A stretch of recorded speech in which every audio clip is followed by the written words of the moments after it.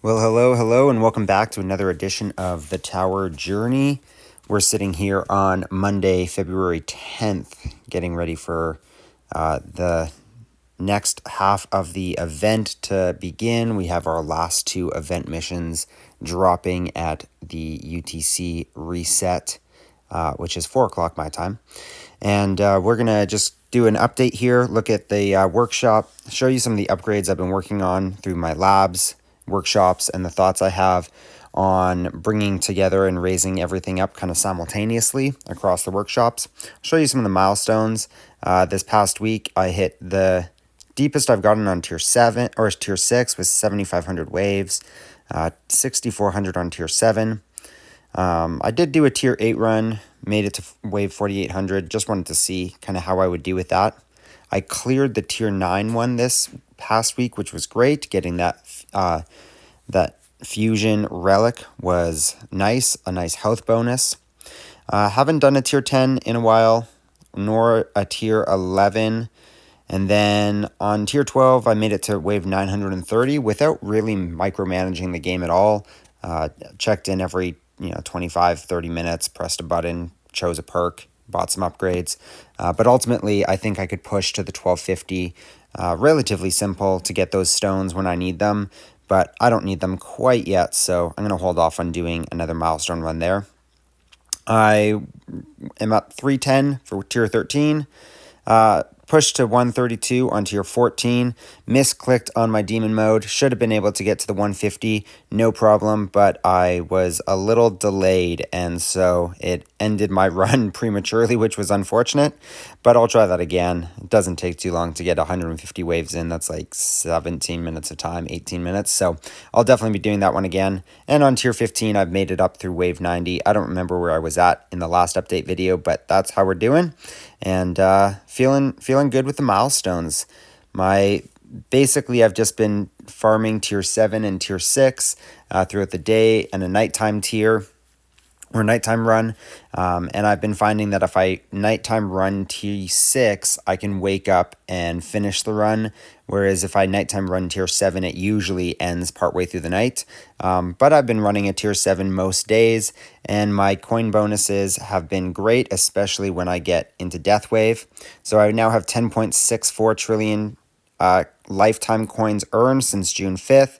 And you can see here that my workshop upgrades, and coins spent, I've spent 6.75 in my workshop, and under my lab coins, 2.88 T. So still spending the bulk of my coins onto the workshop, with about a third of it going to labs. And I do know that that's going to begin to switch as the labs continue to get expensive, and I just have less and less things to kind of purchase in the workshop. But we're still months and months away from the full switch of those two happening. So it is a long game, and I find that having micro goals along the way makes it a lot more manageable and exciting to work through. So you can come down here, you can see some of the bigger coin runs that I've had. T6 is now my biggest coin run with 342 billion in a run. Essentially, I got Death Wave on that one and just went ham, apparently, which was excellent. Usually, if I get Chrono Field or Inner Landmines, which are the only other two UWs I'm currently missing,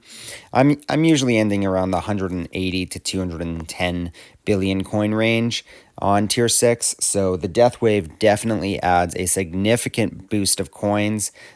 Same with tier 7, tier 8, tier 9. Again, all of those happened with Death Wave being on to get those maxes. Usually they're quite a bit less. I would say T7, I'm usually just above the 200 billion coins.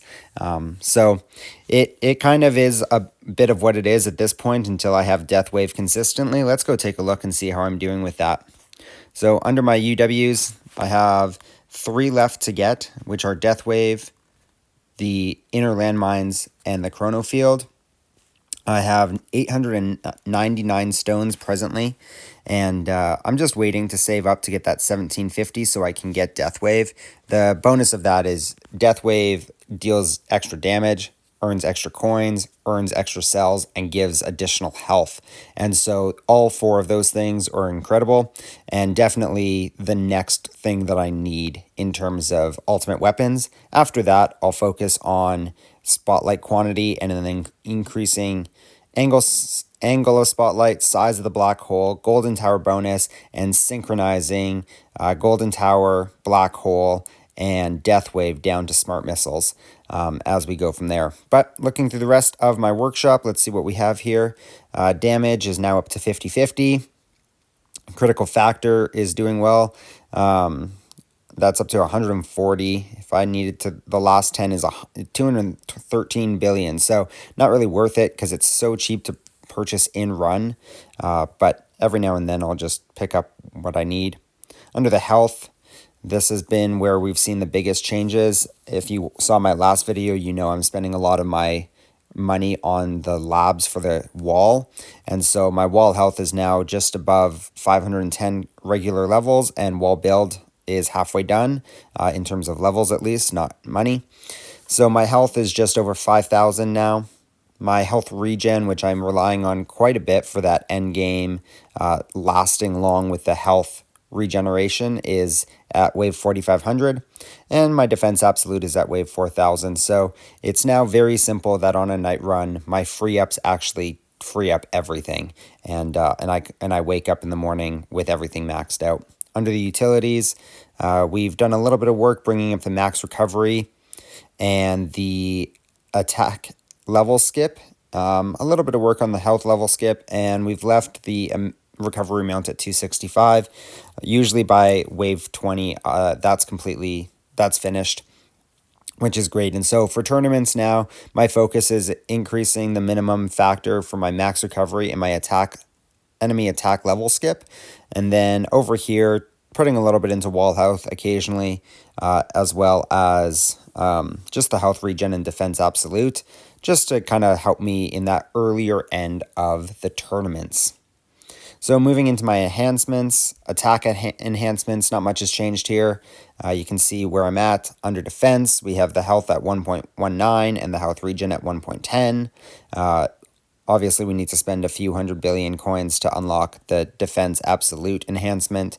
Not necessarily a priority, but each one of these upgrades is something that is useful for the overall run.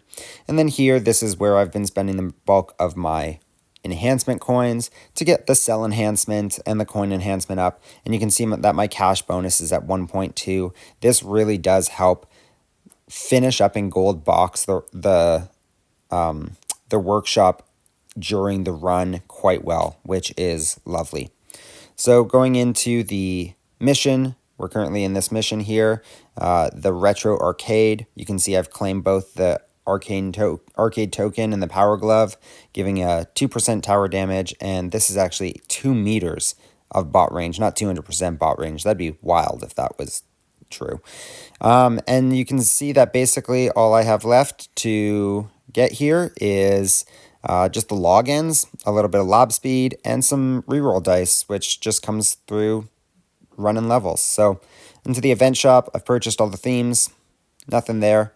And I'll probably purchase something for Golden Bot this week as we save up the 400 medals that you always want to keep to be able to collect the themes immediately come the next tournament.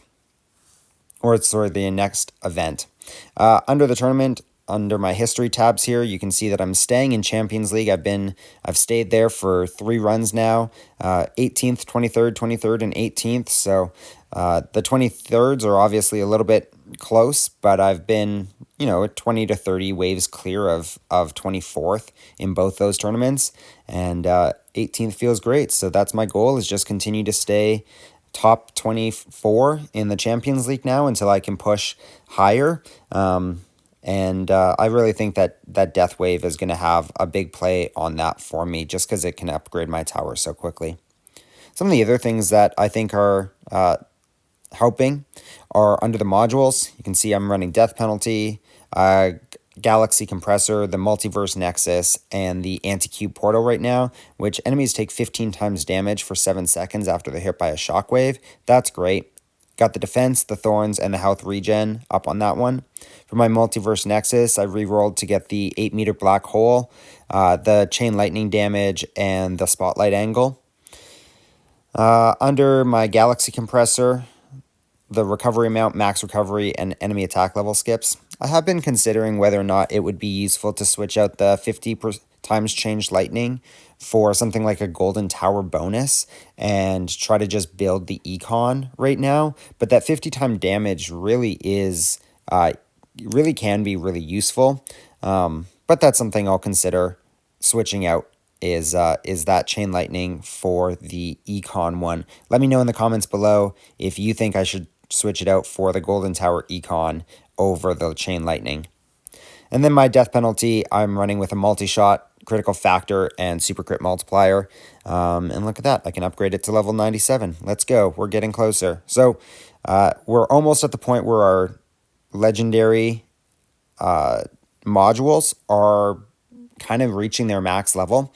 And so what I'm aiming to do is just continue to buy modules whenever I can with the times 10.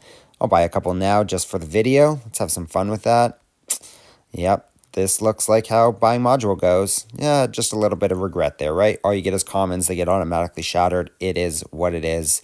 What are you going to do about it? That's the metric of the game. You keep going. You can see that I have some auto merges that I can complete, but I'm not interested in doing those right now, just as essentially I'm waiting to see if any of the events will deal with merging modules, because those are always annoying to deal with.